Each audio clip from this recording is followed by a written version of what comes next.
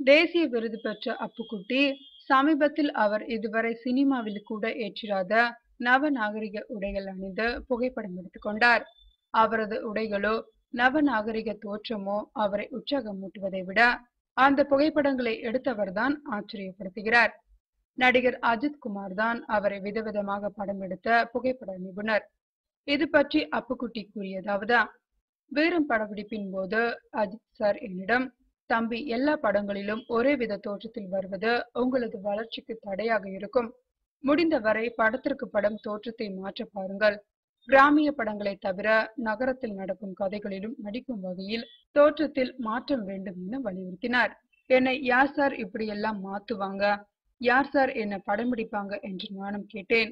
புன்னகையோடு விடை பெற்றவர், சில நாட்களுக்கு முன்னர் என்னை அழைத்து 29ஆம் தேதி நீங்க ஃப்ரீயா இருந்தா சொல்லுங்க என்றார். நானும் வரேன்னு சொன்னேன். எங்கே, என்ன, எதுக்குன்னு கூட கேட்காமல் அவர் சொன்ன இடத்திற்கு வந்ததுக்கு அப்புறம் தான் தெரிஞ்சது அவர் என்னை வச்சு புகைப்படம் எடுக்க போறாருன்னு.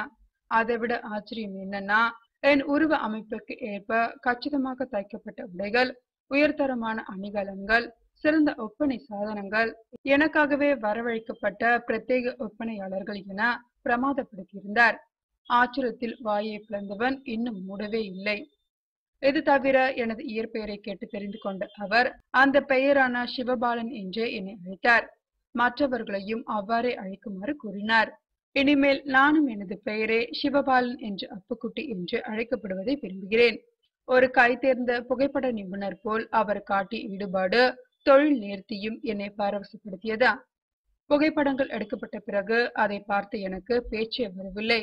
இது எனக்கு கிடைத்த மிகப்பெரிய பாக்கியம். இது என்னால் மறக்க முடியாத ஒரு நாளாகும் என தெரிவித்தார் சிவபாலன் என்கிற அப்புக்குட்டி.